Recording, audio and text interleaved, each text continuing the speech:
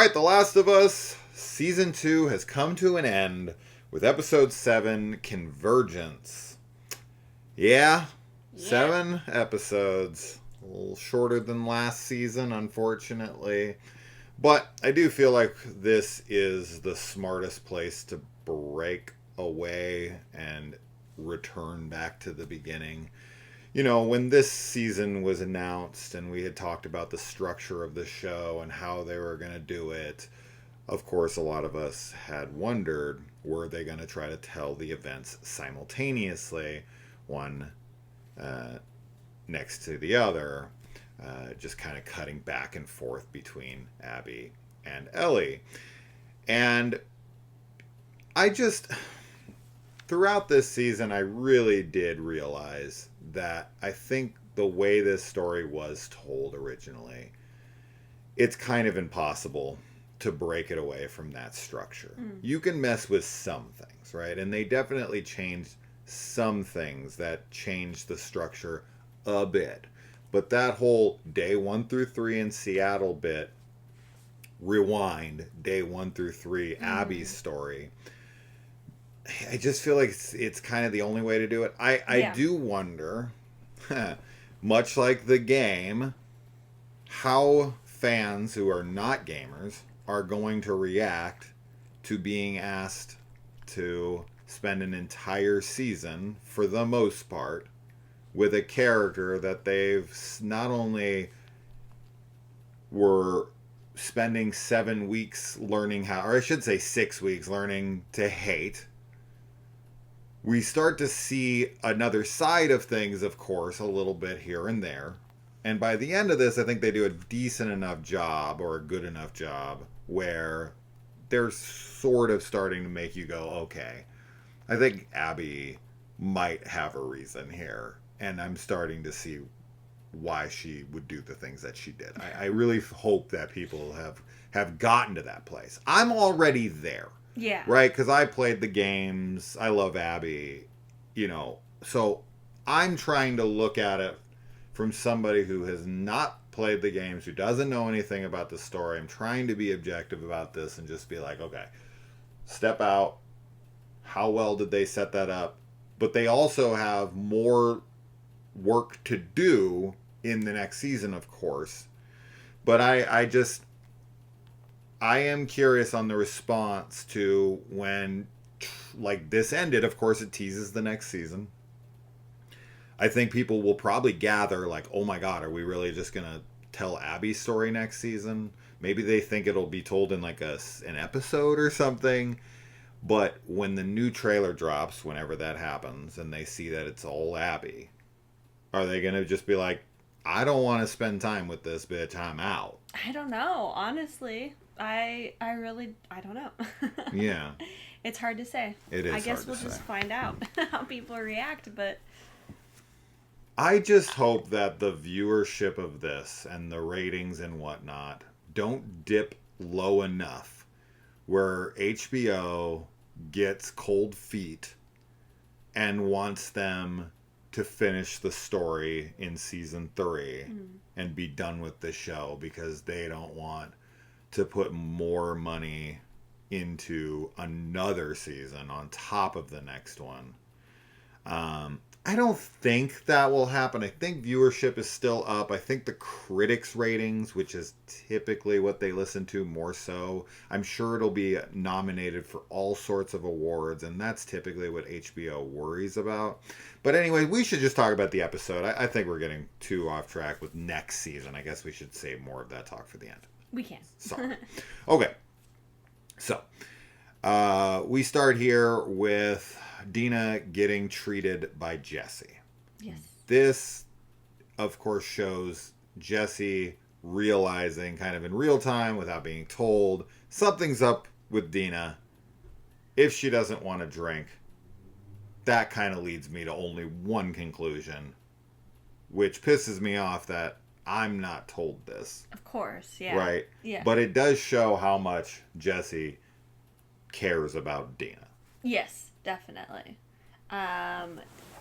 I mean, yeah, it's one of those things like once somebody's like, I'm not drinking anything, especially in that kind of a situation, like it's not hard to put together why that might be. Yeah. And he's obviously very intelligent, so it's like, he knows it's him.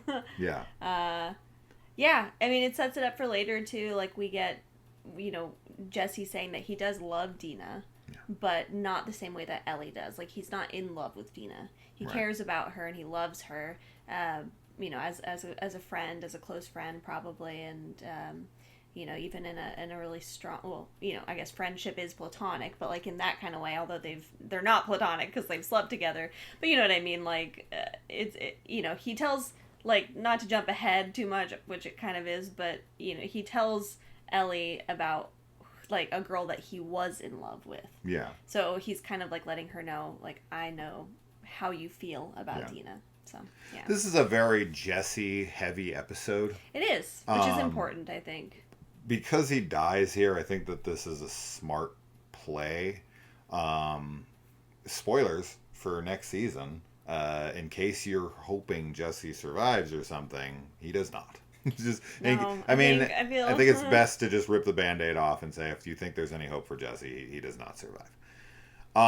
So I do think that having everything he has to say be said here is a smart way to do this because it really builds up the drama, the dramatic scenes, the irony, the like, gut punch that this story always is, right? We get so many scenes in here that are just gut wrenching and so impactful. Yeah. And we'll talk about them as we get there. We get the Dina cleaning Ellie's wounds on her back scene from the game, which is cool, but a new addition here. Yeah, totally new. Which I think is very cool and very smart for this story, is for Ellie to let Dina in on the fact of what Joel did, why Abby and them would be after her, and the fact she knew before they left for Seattle. Yeah. Yeah, this is a very interesting scene to include and is great because I can't imagine that they're going to ultimately change like the overall arc of Dina and Ellie's story.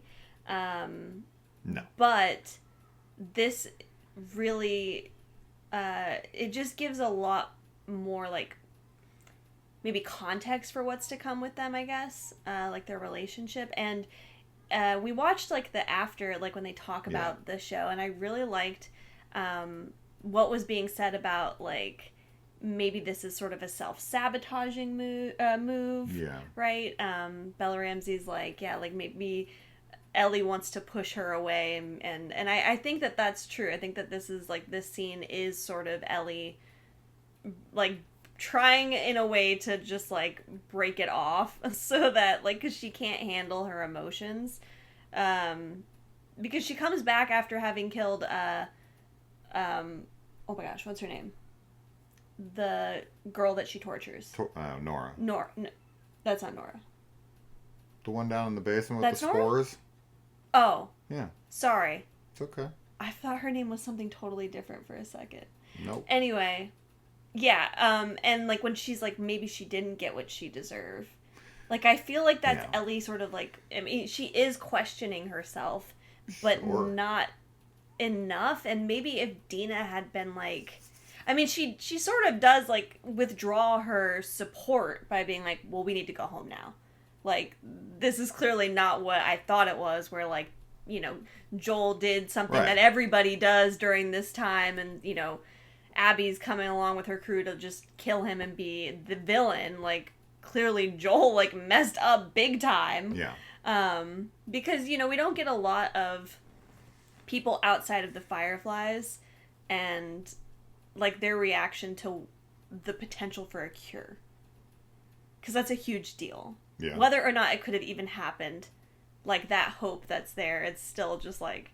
And even besides that, the fact that she's like, he killed everyone in the hospital, including a doctor. Yeah, Abby's dad. Yeah. And it's Abby's dad. I think that Dina is really like oh wow, this was not a good idea. Like, this is not what we should have done. Yeah, I mean, the way that the show changes the way Ellie feels about things, like in the game, she's a little bit more like vengeful. She's not as reflective. Yeah. She definitely has that moment after the death of Owen and Mel, and she figures out that Mel's pregnant, and I think that's a big shift moment for her where she's like, holy shit, what have I become? She's having this earlier, after beating Nora to death. Or I shouldn't say to death, I'm sorry, but to leave her for dead. She is going to die. She did ultimately lead her to her death and abused her and said that, doing it was easy. Well, but more than that, she left her to turn. Right. Which is, like, arguably worse than death. Right. Yeah. So she comes back from that and she does feel something. And Ellie is filled with this moral conundrum where she wants to be the good guy, but she's realizing how fast she's becoming this monster. And I almost feel like that is, there's kind of a symbolic part of this where she picks up this Sesame Street book and there's like a ton of different choices and she picks up the one with like the monster on the cover. Well, yeah, the title is literally the monster at the end of the story. Right. Which is great because Yeah. you're like, who's going to be the monster at the end of this story? Well, I can tell you who the good- monster looks like at the end of this story, as far as if we This take this season, season yeah. as the end of the story for Yeah. Ellie at the moment. Yeah, I mean, she has her moment, and she feels like she is starting to feel like maybe this is not in her best interests and that this isn't what she should be doing. But then you cut to a little later, and her and Jesse are going to find Tommy, and she sees this aquarium in the distance, and she puts together the two words that Nora told her, whale and wheel, and she sees it, and she's like, as soon as there's a chance again, because she doesn't know where to go, right? The lead has kind of run dry for her. This kind of cryptic two-word message isn't enough information to go on for her to continue. So it's easy for her to let it go. Yeah. And in that moment, she can kind of reflect, and it's a bit of a cop-out, too. She is self-sabotaging because she kind of thinks that she's not good enough for Dana. The monstrous things that she's doing, she knows she's becoming the thing that she's becoming, that she felt so fine just beating this girl within an inch of her life, and then to just leave her for dead and to turn, like you said, is even more villainous. I think she kind of goes back there and she's upset with herself, but she looks at herself through Dina and is like, am I good enough to raise a child with you? Like, am I good enough for you? I see you as this perfect thing. I've been obsessing over you for years.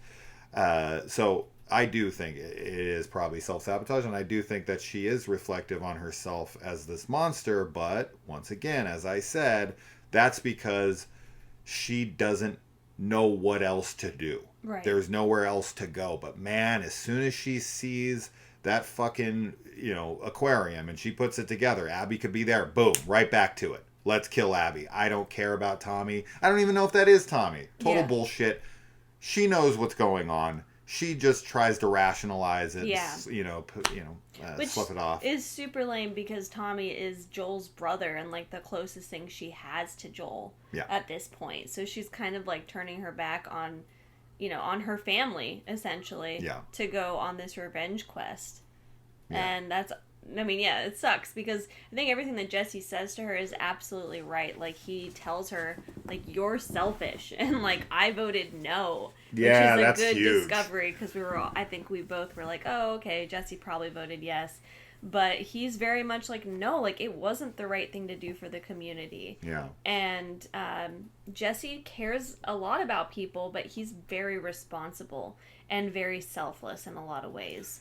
Whereas Ellie is not, and she has never been. And that's partly because of how she, like, has grown up, right? Like, that's just sort of the nature of how everything has happened. Now, the therapist would be like, like the nurture is only so much, like, it's just who she is. But I do think that it has an effect on people, like to a good amount, to a good extent. But I think something that is really well explored here is Jesse and Ellie's scope. I think that Ellie is very, short-sighted, yeah, and Jesse is all about the bigger picture. And when they kind of talk about when they have their fight and it comes down to it and they start going at each other, especially the one in the bookstore, he talks about like, I put myself, or I put the community before myself, and this is where she gets offended and is like, oh, I get it, I'm a piece of shit and you're a fucking Saint Jesse. And to her, all that matters is the ones around her that she loves. yeah, And to Jesse, all that matters is his tribe, right?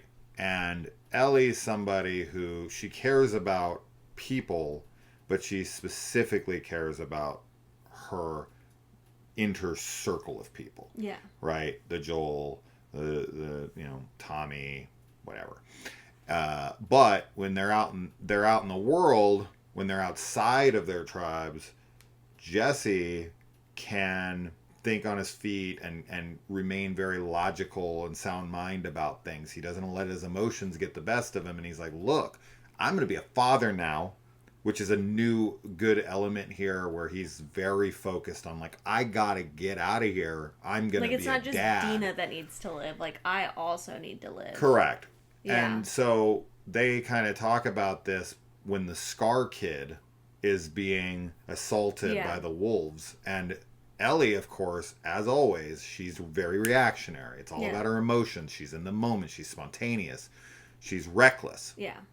And Jesse is not. He's very calculated. Yeah. He's very responsible.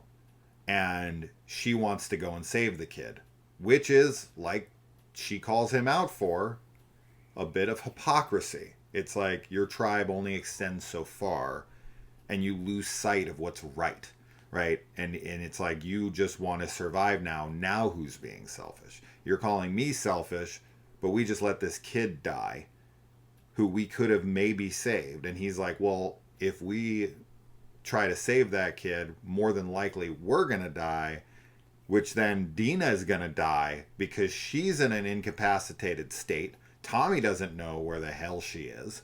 Jesse's the one that found her. God knows what happened to Tommy. He could be dead for all they know at this point. Mm-hmm. And it's like, Dina's what? She's just going to sit in there. She can't do anything. She might be able to get up on a horse, but with her wound, she's screwed. If they don't come back, she's dead. And Ellie's not thinking about that in that moment because she's just so short-sighted. Yeah. So I think that they do kind of call each other's flaws out. I definitely think Jesse is the much more rational one. Yeah. And probably should be the one listened to. Absolutely. But man, there's a moral conundrum there of like, do we just let this kid die? Yeah. But then that's flipped later when she's on the island, right? Yeah, it's really hard because it isn't their war. Like, everything that's happening between the wolves and the Scars are like so far removed from their community. Like, arguably has no impact on them aside from the fact that they're in that space at the moment. Yeah. But yeah, it is hard because it's like, okay, well, can you just walk away from watching another human being hurt? Like, regardless of what they did or didn't do to deserve it, you know, like, is that okay in any context, really? And, for Ellie, it's like, yeah, she doesn't know, like, she did see the Scars, like, kill somebody. And she can probably kind of put together that this kid, he's a Scar, he's being trained in the same way, right? But it's like, you don't know where people actually stand on that. Like, so many people are involved in communities that do horrible things that they're just like, kind of forced to be a part of, right? Yeah. Especially, in this world, right? Like, people are just wanting to survive, and if you're born into some community or, like, whatever, it's hard to get away from that kind of thing. But it is a very difficult and, tough decision. Ultimately, yeah, I think Jesse's probably right because he's thinking about Dina and thinking about Tommy and everything. But I can't deny that I wouldn't feel like Ellie did, and like, you know, seeing somebody getting hurt like that, I would want them to stop. Yeah. You know, especially he's like unarmed and like, you know, this scrawny kid. Like, it feels very lopsided as far as the power goes. It'd be different if they were like seemed equally matched, right? It was just like a fight happening, which completely goes against this code that Abby brings up while she is about to kill Joel, right? She talks about this code that the wolves have back home. Or although, yeah. So in that scene, she talks about like how we don't harm those who can't defend themselves. Yeah. But like basically, I don't give a shit with you. I'm gonna break my code. But here we go, and we see right out in the open that that's not the the wolves case. don't do this. They don't do that, and also that kid has no ability to protect himself, and they strip his ass down naked and take him outside and absolutely massacre him for sure. Definitely, like, everything that's happening with the wolves and the scars is just, like, so dumb to me. Because I'm just like, why are they having war? Like, why are they making this be a thing? Like, what are you talking about? And it is supposed to just be like, yeah, this is just human nature. Like, this is just what people do. Yeah. But it's just so angering and so disappointing to see. Because it's like, oh my god, like, no. This is always the case with any war. I hate humans it. Being at war is always dumb, and we're never going to get past that, but it's just realistic. This is always what happens with people. I do think... I mean, obviously, I'm not saying this towards everything, because I already know plenty of things that do connect. But I think the kid getting captured right there, that Scar running away from the wolves, that is going to be tied in to Abby's story on day 3. Yeah, probably. As she is with Lev. Yeah. And them. And I think that, you know, that's probably going to be the Scars in pursuit of Lev and Yara. And they're going to run into the wolves, which is we're going to see so many tie-ins. There's so many. And I had already been calling them, and it's going to be very fun to connect the dots to like, oh, that's happening here. Where's Ellie at? How did she see this in the background? Whatever. Like on day 2, morning of day 2, at the end of episode 3, when they're like standing in front, there's that explosion in the buildings in front of them. That's probably the gas station thing.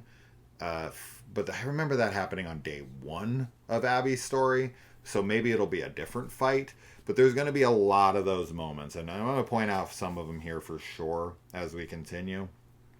But yeah, when to kind of continue on with what we were saying, so we don't get off track here, even though we are jumping ahead way too much.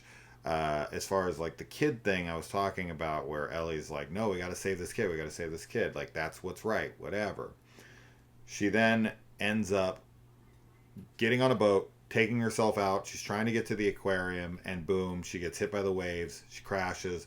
She gets into the water, and she floats over to Scar Island. Now, this is not in the game, but originally it was supposed to be in the game. So it's been reinserted here, which is very cool to see. And this is going to mirror a scene with Abby that will happen in her story.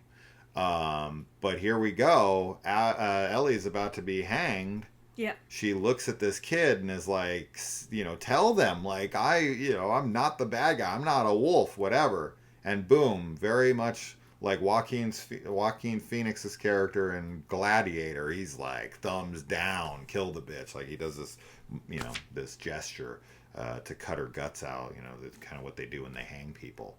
And it's like, she's seeing the flip side of that now. Yeah. Right? So it's like, I think in her head, when they came across the Scars the first time, they were all executed. A child, they brutalized, right?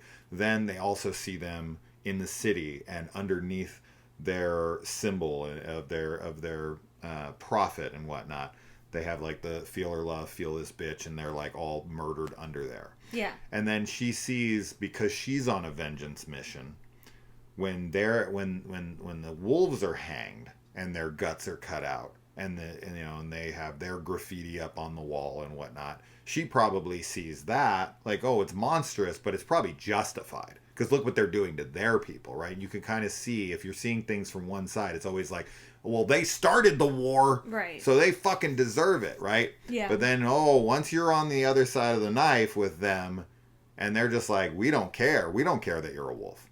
You're just here. We're killing you anyway, no matter what you say. Yeah. Oh, boom. All of a sudden, their villain is now. And she's like, man, did I even want to try to save that kid? Yeah. Right? So it kind of comes full circle. Yeah. I really like that we get that. Gives a lot of context to her and to the viewer of like just what's kind of happening with the wolves and the scars to an extent. And it's a pretty messed up scene because it's like she was gonna die. Oh, like she wasn't gonna live, like, and it's just because the attack happened to occur right then that she gets spared, and of course she just continues right on and just gets back in the boat and goes right back over to the aquarium. Yeah, so this is, I mean, of course we're looking at the fact that she was, got a second chance on life. This is like her 80th chance on life. Gosh, right? I mean, how many times has Ellie, should she have died? Yeah. And didn't. She was bit, and lucky her, she's the only immune person on planet Earth, seemingly. Yeah. Maybe there's someone else that we don't know about in another state or country or whatever. It's possible. But in our world that we know of, Ellie is the only immune person. This is just like that person that smokes like 3 packs of cigarettes a day and like never Lives gets to 100. cancer. She just kind of has crazy luck when it comes to certain deadly situations in this world. And she takes that second chance in life, that 80th chance in life, and this just does not seem to faze her at all. Boom, back in the boat, right to the aquarium. Yeah, she's very stubborn, very persistent, and just has no other thoughts in her head right now because she thinks she's going to find Abby. So I think that the dad line that a lot of people are shitting on, and I don't even want to mention the Bella hate because it just upsets me, but the whole like, I'm going to be a dad line. If you then like compare that to Jesse's reaction of finding out he's going to be a dad, what does Ellie do after she finds out she's going to be a dad? Right. She's like, I'm still going to go and she's still going to be super reckless. And let the mother also be in danger. Yeah. Yeah, she is Jesse, excited, on the other hand, but yeah, Jesse is the actual parent. Yeah. He's the responsible, like, oh, okay, like, we need... And to be fair, like, Ellie does, like, sort of have that moment after where it's like, what are we doing? Like, this is too dangerous. You can't be here.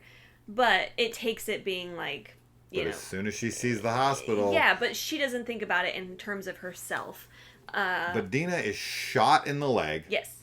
She is wounded running away from the scars. Ellie breaks away from them, is supposed to meet them back at the theater, which they very much could need her. Yeah. Right? Like, let's say they get... The scars follow them back. Sure, there could and be boom, there's a something whole bunch happening. of, like, scars outside fighting. They need her as a gun to help them.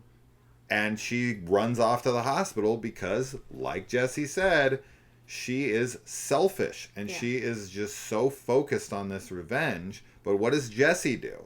He takes her back. He treats her wounds. He takes care of her. She's not even with him anymore. And his main priority is making sure that she's okay. And once he finds out that she's pregnant, it's like, we gotta go. Yeah. We gotta stay alive. Whatever beef you have is gotta go. Yeah. Yeah. Right? Very different reactions. Oh my God. So, yeah, Ellie is, again, just, she's very selfish when it comes to this. Yeah. Yeah, and then when she gets to the aquarium, like, she overhears Owen and Mel talking about where Abby is, but they don't know. Like, they're like... Yeah. Or they do know, but they're kind of like, we don't really know. But, like, she's supposed to be at a different place. And, yeah, this is just... everything sucks about this scene. And they did change some things, which is great. It really adds a lot of, like, heaviness to the scene. So... We'll come back to this scene in a minute. One thing I wanted to talk about really quick on that with Jesse and Ellie also, just to kind of add more to it. Ellie is so out of her depth with everything. You know, it's Dina that's doing the triangulation. It's Jesse who understands how to sweep the city and find things. And Ellie is always just like, oh, like, how do you do that? And oh, like, you know, you guys really seem to know what you're doing. Like, Ellie is just, she's running into battle. Yeah. With, you know, she's got training. Jesse was the one training her to fight and whatever. She can do combat when it's necessary. Yeah. But when it comes to strategy, when it comes to thinking things through, it's Jesse that would actually be able to execute this better than her. But because he's more focused, he's the one that's like, we need to leave. Yeah. And she's the one who kind of more haphazardly just kind of says, fuck it, throws it in the wind, you know, and it just goes for it. So it just, once again, it just shows how irresponsible Ellie is. But also, you know, she's dedicated and she's focused. And we do touch on that once again in the end, right before Jesse's death, when he's like, you know, he's kind of berating her, but they have their kind of makeup moment where he talks about, like, you would really, like, burn down the world to save me. Mm-hmm. And she's like, yes, I would. And that's Ellie's strength. Yeah. Right? Even though it does come off as a weakness, and it is in certain contexts, it's good to have someone by your side who you know really will loyal. Fight and be there for you no matter what. So that's okay. I guess any more Jesse stuff will come on the, but I just want to talk about that really quick.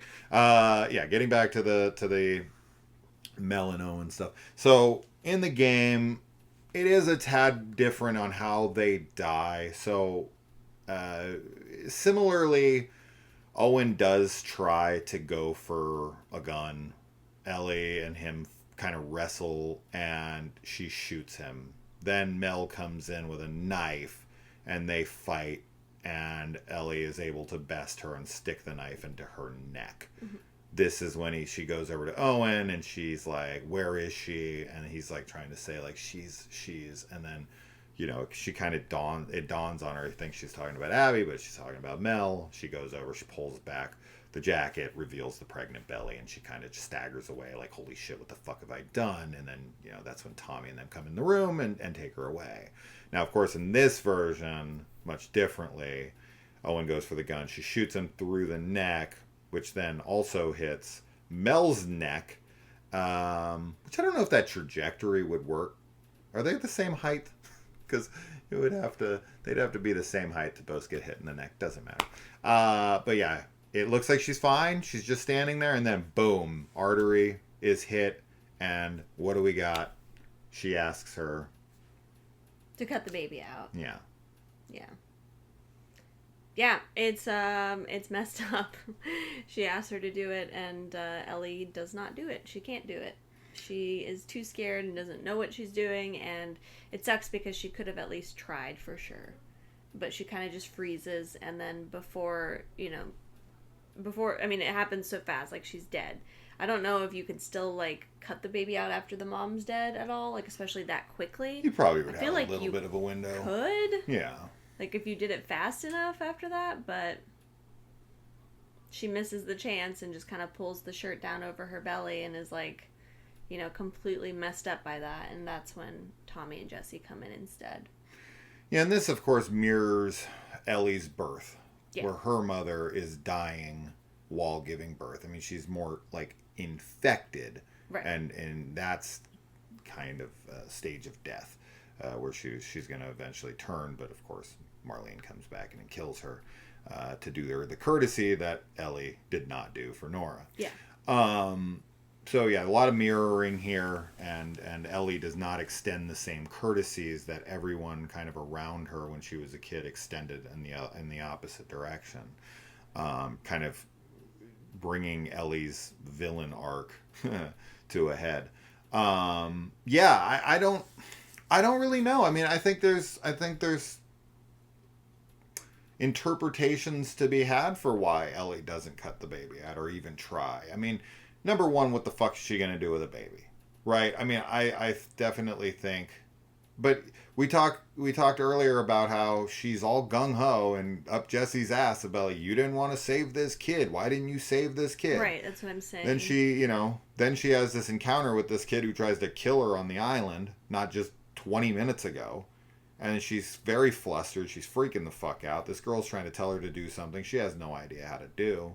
She feels like she's going to kill the baby, but she ends up getting the baby killed anyway because she just leaves it in there. I'm sure lots of people are going to be mad at Ellie for not even trying. Yeah. So I don't know. I mean, is it that she feels like, you know, a vengeful part of her is like, fuck her and her baby? No, I don't think that's it. I think she's just like very, very overwhelmed and doesn't know, like, is just like you'd already said, you know, like all these other people have all these skill sets that Ellie doesn't.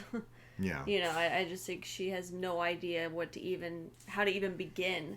And unfortunately, Mel, I mean, she tells her to cut deeper than she thinks and that it's just one cut, but she doesn't really get to tell her, like, which direction she's supposed to do it. So I think Ellie just is like, I don't want to mess it up, like, because if she does it wrong, then she has to, like, see the baby die. Yeah. Versus it just being, you know, dead in the belly. Yeah, you're right. She just, I mean, I think that's the most I don't think that obvious there's anything vengeful about that. Yeah. In this for her. Yeah. Because it is supposed to be like this innocent life that has no reason to be killed at all. Right. Is killed by Ellie's, you know, action. And, you know, arguably Mel, too, is like, although I don't know that Ellie would necessarily feel this way, but, you know, Mel's kind of like the nicest of all of them. Yeah. And, yeah. you know.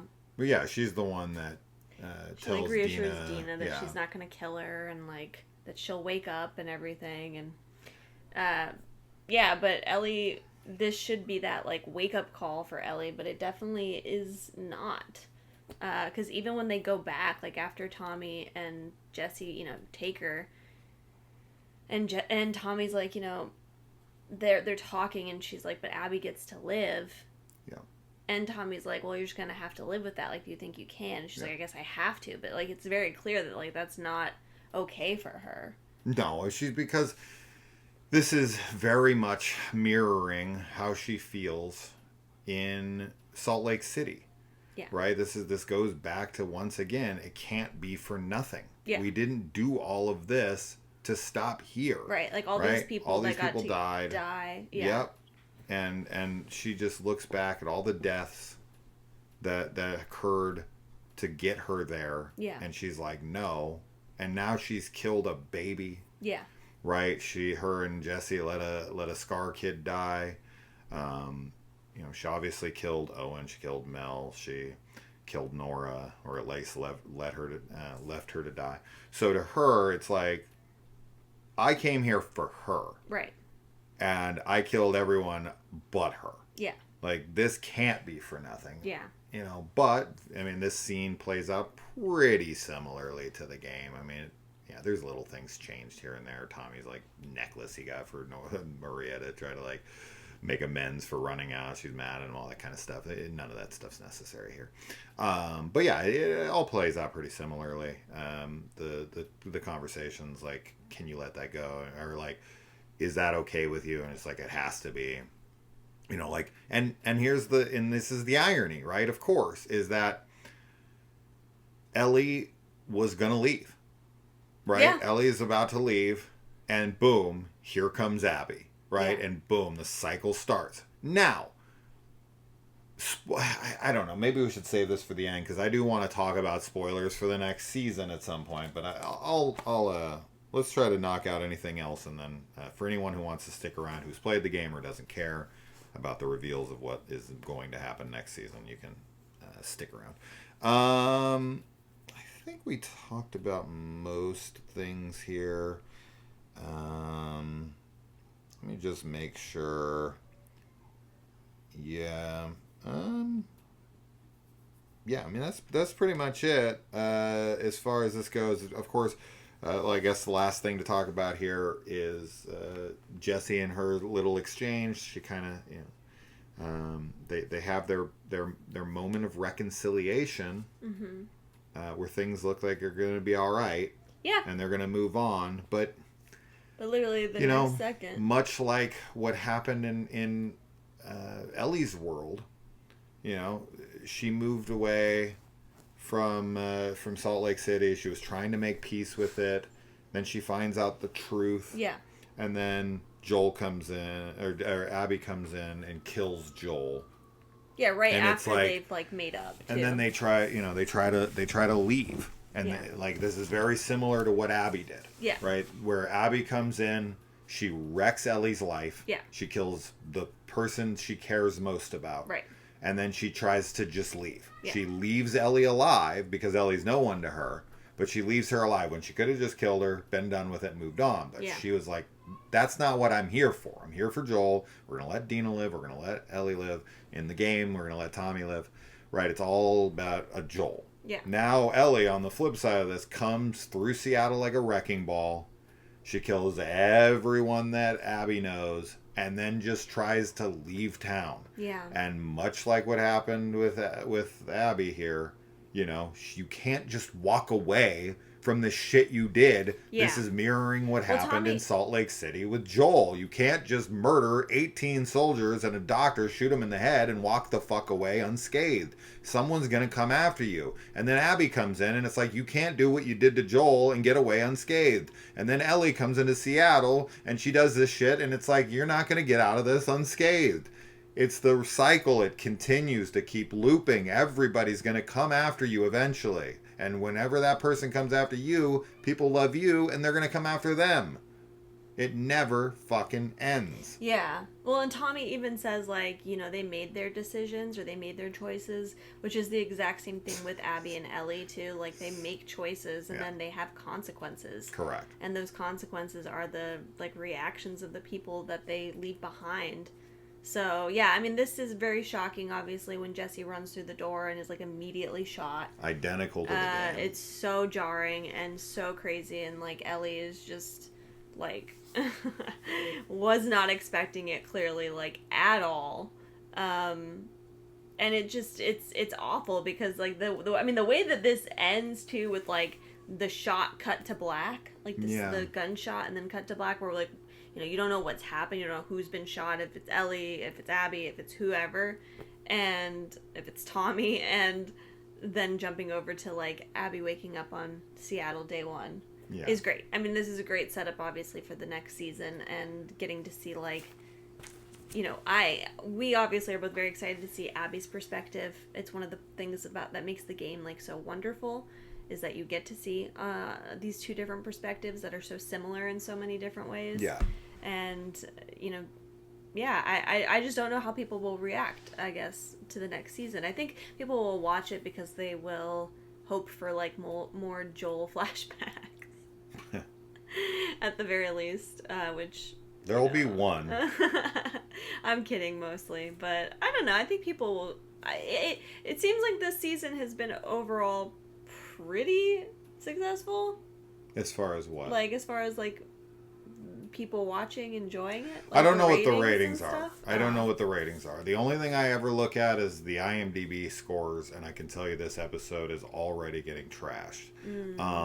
So I don't know how that will fare. I only don't care as long as HBO greenlights season 3 and 4, and we get this whole story fleshed out. I don't give a fuck what anyone else thinks. I hope they enjoy it. I mean, I'm not vindictive. I'm not like, oh, I hope you hate it. Fuck you. No, I want everyone to love it. But the people who are going to hate it are going to hate it. I don't really give a shit about them. Like, as long as I continue to keep getting the show and there is no behind the scenes fuckery from HBO where they're like, look, people are pretty upset that you're following the game, very...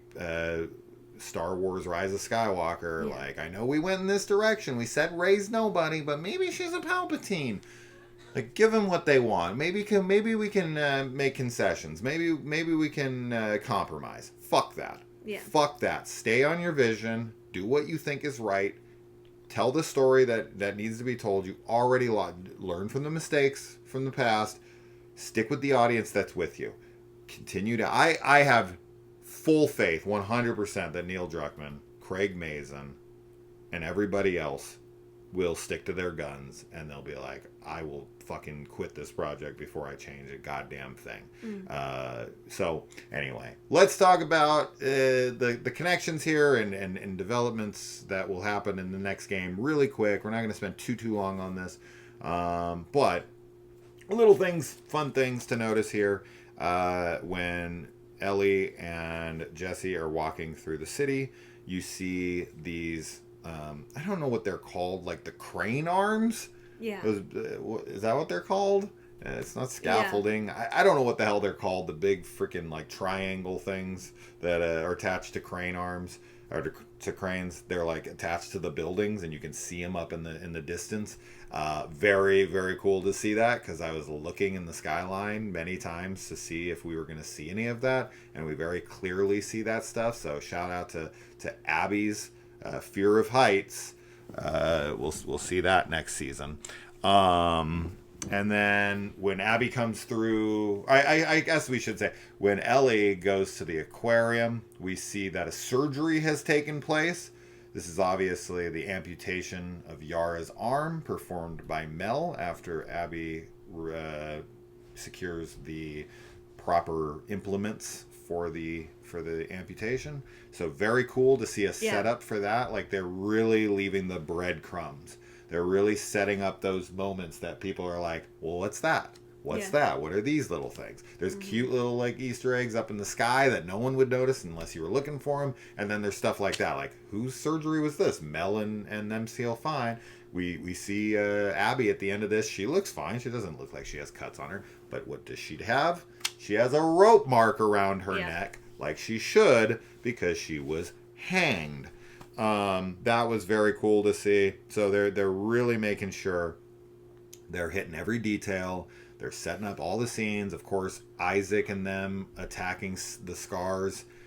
We get to actually see them in the boats pull up. Man, Ellie missed the window there. If she would have shot that gun just 1 second earlier, she would have been killed. The freaking whole army was going to pull up. You're screwed.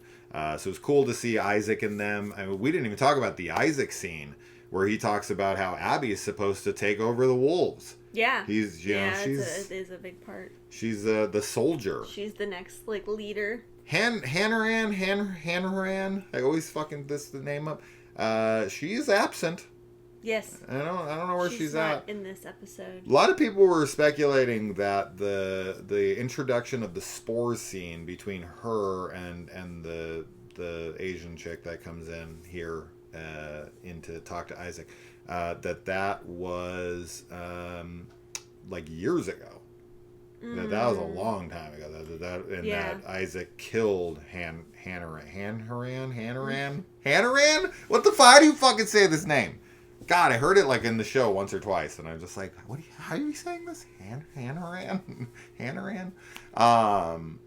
But yeah, I don't know anything on that, but yeah, we do find out that Isaac wants to pass the torch. He feels like he is not getting out of this battle alive. Oh, he doesn't know who's going to kill him. He does not get out of this battle alive.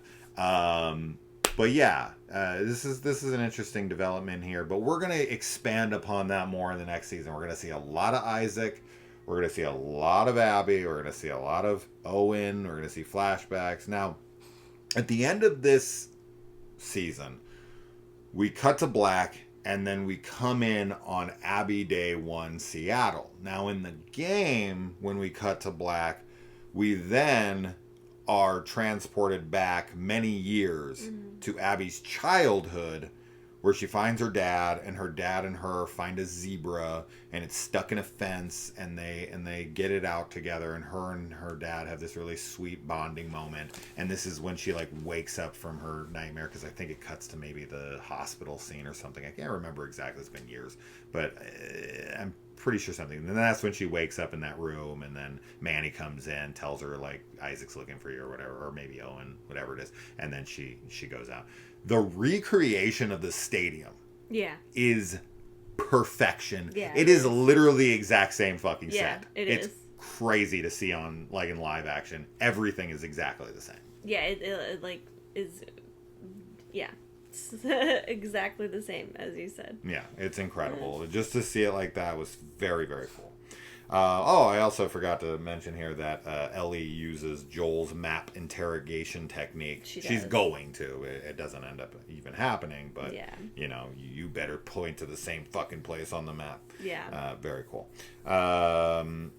But, which he must have taught her because she was not there for that when he did that when she was abducted by the cannibals, right? Yeah. So we'll definitely get the flashback of young Abby with her dad in the zebra. I have a feeling because we've done a flashback episode every season to flesh out character moments. Yeah. Right? We did Left Behind, episode 7 of season 1 with Ellie and Riley in the mall. Here in episode 6 of this season, we get the flashback of Ellie and Joel and her birthdays and how their connections and eventual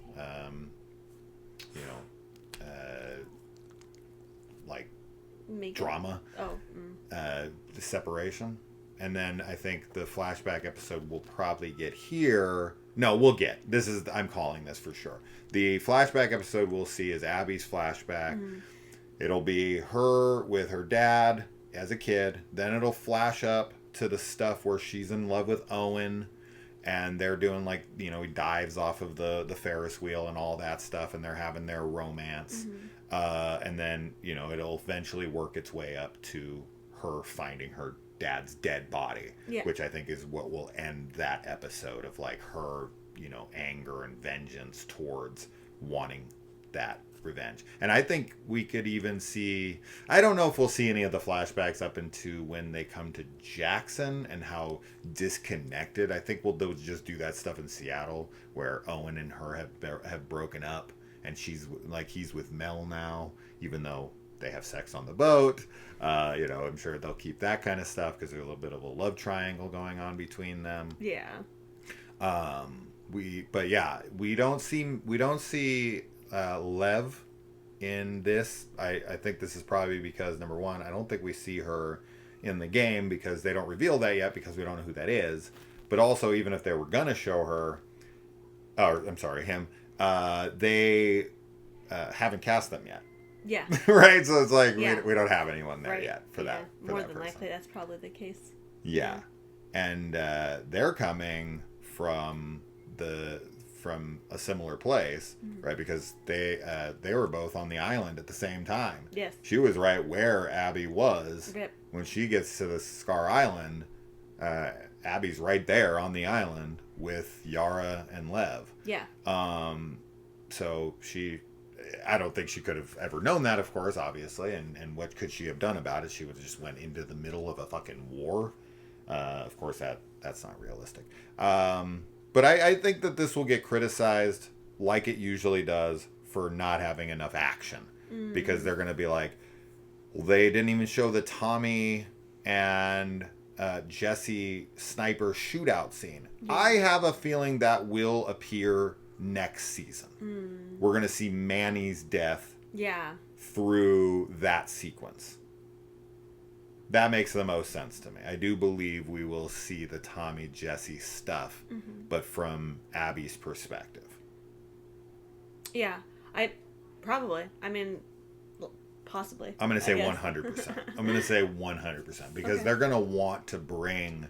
We're not going to have an entire season. Yeah, you're right. That's not going to have any Tommy, any Jesse, any the season will end with the fight in the theater, and then Abby will allow her to live, and she'll leave, and she'll be like, never, I never want to see her face, and never come back here, and then they'll leave. And I think I don't know how they'll set the next season up though, because then season 4 will be Dina and Abby, or Tina and Abby. That'd be a fucking twist. Dina and Ellie living on the farm. So we could even maybe end on the farm and her not being able to let it go. That could be the end of the season. And then season 4 is like her journey to Santa Monica. Yeah. I don't know. Yeah, I don't either. know. I mean, maybe. Yeah. So. Yeah, that's a good thought. Yeah. So we end this season with Soundgarden. Little shout out to Seattle grunge bands. A lot of love for them throughout this season. A lot of Nirvana, Pearl Jam, Soundgarden. So it's cool that there's so many nods to the state which they are going to. And Ellie's love and connection through music, because music is such a big part of the show. Mm-hmm. So I don't know, anything more. I mean, we could obviously talk plenty more about where this show's heading, but I don't see a point. I just think that we're gonna start. I don't know where we'll start next season. We might just start in that day one. I think probably we'll start there. And then episode 2 could be the flashback episode. Because if they're going to try to do like... Oh man, I just really hope they don't try to cut this down to like 6 episodes. Kind of like they did with Game of Thrones, where they did like a 7-episode season and like a 6-episode season. That would be a bummer. That'd for be sure. a huge bummer. Because we only have 3 days with Abby. Yeah. Right? So if you do 3 days... You do the flashback episode, and then maybe the showdown scene with her in the theater. It's possible. That gives you 5 episodes. Where do you get and then I guess 6th episode would be after that, being in the farmhouse and Abby not being able to let it go, and then she leaves for revenge, and when she finds out where Tommy comes, he's like, we can't let this go. After what she did, now he's all out for vengeance, and this, she has her PTSD and she can't let it go, and Dina's like, if you leave, I won't be here when you come back, and she leaves. And that could be, and we start to see where Abby and Lev end up. That could be the end of season 3, and then season 4 is all about her pursuit of her after. That, I guess that would make the most sense, and that gives you 6 episodes. So I just don't know how you're going to make a 7, 8, 10 episodes. Yeah, I don't think you're going to do that. I think it's going to probably be 6 episodes, 6, 7 episodes, and I think people will be pissed off. But it's like that, unless they're going to just tell the rest of the story. Which, if you did like 10 episodes, I think you could just finish it. Yeah, but I think they really want to flesh out the Santa Monica, too. Right? That's where they go. It's been a long time since I played the game, so I forget where they go. I hope that they get another season, though. I hope they get a whole 4th season to do everything that they want. Yeah. I wonder if it'll get announced. Some shows, they just get their multiple seasons approved ahead of time, where Craig Mazin and them can go to HBO. Maybe they'll have to agree to like some other show. Like, okay, if you give us the extra season, we'll do this. Craig Mazin will agree to something else to maybe get it through if for some reason the ratings aren't there. But we'll see. So that's it, guys. The Last of Us season 2 has come to an end. How long will it be before we see season 3? Please, God, don't let it be 2 years. And when I say that, don't do some kind of weird genie thing where you're like, okay, what you asked for? How about 3 years? Yeah. That's not 2. No, fuck that. I want this in 1 year. 1 year. It would be good. Like the good old days. Like when X-Files would end, and then 5 months later you'd get the next season. If only. Now, of course, there's way more production value here and whatever. Yes. But a year. Come on. You guys can do a year. Let's do March or something of next year. That'd be great. Like March, April, somewhere in that. Just 1 year. Come on. Please. Don't rush it, but they can do it. Because I feel like a lot of the sets are already built. Right? They had to keep they're not going to tear down the aquarium and then rebuild it, right? Like, they're going to fucking keep that set. Yeah. They kind of already have a lot of sets built. Yeah. So just keep those. And you're already, you kind of do it Lord of the Rings style. That's how they should have done season 2 and 3. They should have done it Lord of the Rings style and filmed them back to back. And then had season 2, like, ready to rock and roll. Yeah. Like within like Squid Game, where they made us wait years. Yeah. But then they're like, hey, you get season 2 and 3 back to back pretty quick. Like, only 6 months apart. Yeah. I feel like that's what they should have done. Maybe secretly they did. Maybe they did. We'll see. I don't know. Anyway, I'll shut up. I don't want it to end. I know. So I'm yapping. I know Kaylee's been done for 20 minutes. And I won't shut the fuck up about it, but I love this shit so much. And I do too. such a shame there was so much negativity towards this season, but we expected it. Yeah, we did, unfortunately. I think they had another extremely successful season, as far as we're concerned, at least. I loved it. So, yeah. I loved everything about it. Yeah. Yeah, I got no real complaints. So, No complaints. that's that. We got to take our little mans here to the park. You want to go to the park? Oh, you want to go to parks? You want to go to the parks? Yeah, he wants to go to the parks. All right, guys. We'll see you in a year. 1 year. Yes. Let's be hopeful. What do you think, Grogs? 1 year? Yes. Let's go to the park. All right.